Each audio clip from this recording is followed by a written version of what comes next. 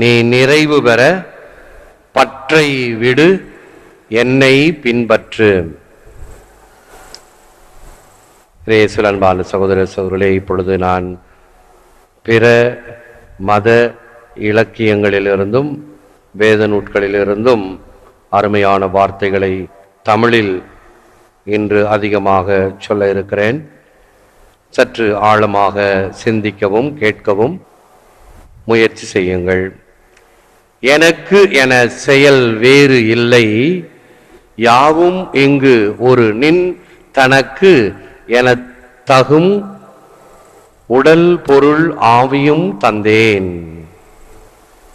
எனக்கென்று ஒன்றும் வைத்துக் கொள்ளாமல் உடல் பொருள் ஆவி அனைத்தையும் உம்மிடம் கொடுத்தேன். தாயுமானவர், சிந்தை செய்கை கேள்வி வாக்கு சீரில் ஐம்புலன்களால் முந்தையான காலம் நின்னை எய்திடாத மூர்க்கனேன்.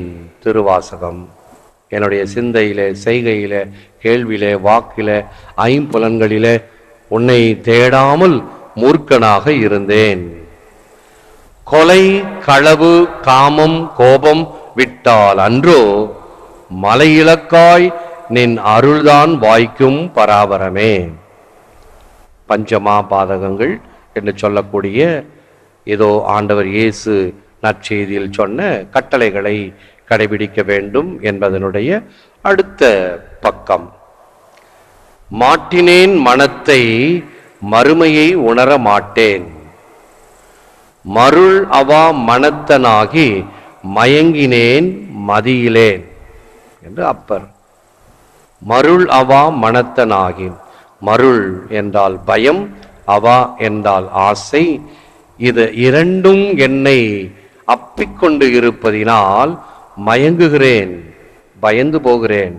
மதியிலேன், புத்தி இல்லாமல், சிந்திக்கும் திறன் இல்லாமல் பயந்து போகிறேன்.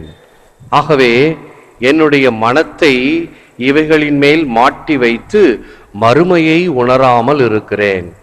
எது நிலைவாழ்வு என்பதை உணராமல் இருப்பதற்கு இந்த மருள் என்ற பயம், அவா என்ற ஆசை இரண்டு பெரும் தீமைகள்.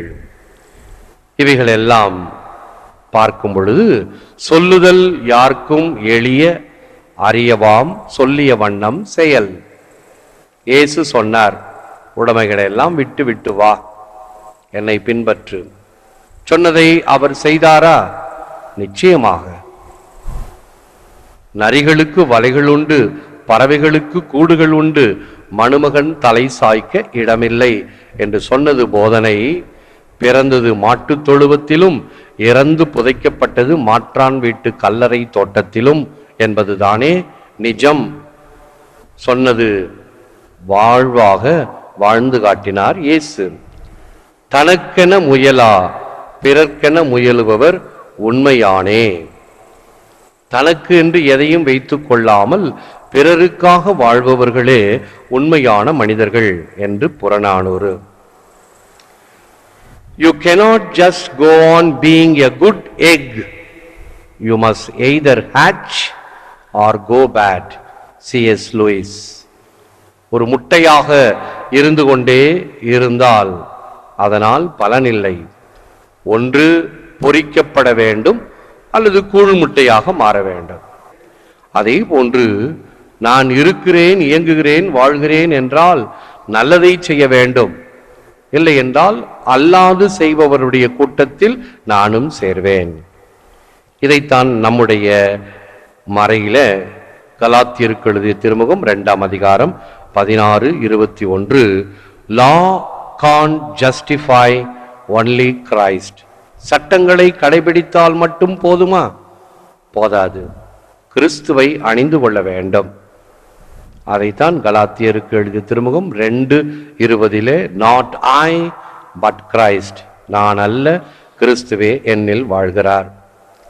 சங்கீதம் 34:15, Detach yourself from evil and do good, seek peace. தீமையிலிருந்து உன்னை விடுவித்துக் கொண்டு நல்லதை செய், சமாதானத்தை நாடு. இவைகளெல்லாம் நாம் இன்று நமக்கு கொடுக்கப்படுகின்ற ஆழ்ந்த சிந்தனை. இதெல்லாம் போதும் ஃபாதர், வழக்கமாக ஏதாவது கதை சொல்லுவீங்களே, கதை சொல்லுங்களேன் அப்படின்னு மனம் ஏங்கும். ஞானி ஒருவர் ஒரு ஊருக்கு வந்தார். அவரை நாடி சென்றார்கள் மக்கள் எல்லாம். அந்த ஊரில் இருந்த ஒரு மிகப்பெரிய செல்வந்தர் அவரிடம் போய் பணிந்து வணங்கி நின்றார். எனக்கு நிம்மதி இல்லை, நிம்மதி வேண்டும், படி என்று சொல்லி அனுப்பினார். இவர் வேதங்களை படித்தார், சித்தாந்தங்கள் படித்தார், வேத நூட்கள் அனைத்தையும் படித்தார். மனம் தெளிவு பெற்றது, ஆனால் நிம்மதி இல்லை. அடுத்த 5 ஆண்டுகள் கழித்து அதே ஞானி வந்தார். படித்தேன், ஆனால் இன்னும் நிம்மதி இல்லை. மனம் தெளிவு பெற்றது என்னவோ உண்மை. மறுபடியும் படி என்று சொன்னார் 2வது தடவை. உடனே போய் இவர் மனிதர்களை படிக்க ஆரம்பித்தார். கேம்ஸ் பீப்புள் பிளே என்று சொல்லுவார்கள். மனிதர்களை படித்தல் என்பது ஒரு அனுபவ பாடம். ஒவ்வொரு மனிதனும் ஒரு உலகம். ஆந்த்ரோபோஸ், மிக்ரோஸ், கோஸ்மோஸ் என்பது கிரேக்க பழமொழி. ஆந்த்ரோபோஸ் நிச்சயமாக ஆங்கிலம் தெரிந்தவர்களுக்கு தெரியும், மனிதனை சார்ந்தது. மிக்ரோஸ் மைக்ரோஸ்கோப், எல்லாம் சிறிய.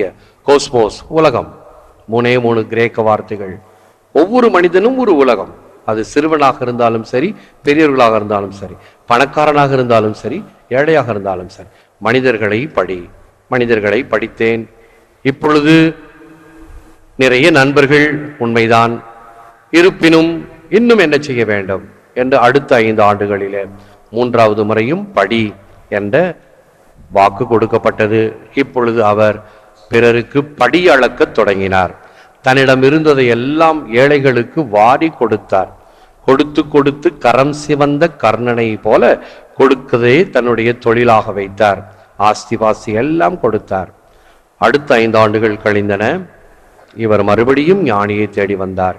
இப்பொழுது என் மனம் தெளிவு மட்டும் அல்ல, நிறைவு மட்டும் அல்ல, மகிழ்ச்சியும் சமாதானமும் நிறைந்திருக்கிறது என்று சொல்லும் பொழுதே, வரும் வழியிலேயே உன் ஊரை சார்ந்த மற்றவர்கள் உன்னை போற்றி உனக்கு ஆசீர்வதிக்க சொன்னார்கள். அடுத்தபடி என்ன செய்ய வேண்டும் என்று சொல்லும் பொழுது, நீ போய் இதே வாழ்க்கையை தொடர்ந்து செய் என்று சொல்லி தியானத்தை முடித்து கொண்டார். அவருடைய பக்த கோடிகள், சீடர்கள் அவர் போன பிறகு 4வது படியும் ஒன்று உண்டா என்று கேட்டார்கள். ஞானி சொன்னார், உண்டு. உன்னை போல் என்னை போல் ஒரு துறவியாவதுதான் 4வது படி. அனைத்தையும் விட்டு என்னை பின்செல் என்று ஆண்டவர் சொன்னார் அல்லவா, அந்த 4வது படி. பிறகு ஏன் அவருக்கு அந்த 4வது படியை சொல்லவில்லை என்று கேட்ட பொழுது, உன்னை போல் என்னை போல் 1000 துறவிகள் வரலாம், வாழலாம். ஆனால் அந்த மனிதரை போல கோடியில் ஒருத்தர் தான் இருக்க முடியும். ஆகவே அவரை மனிதர்களுடைய வாழுகின்ற ஒரு மனிதனாக அனுப்பி வைத்தேன் என்றார். அருமையான முத்திரை கதை. படித்தது என்னவோ ஆனந்த விகடனில்.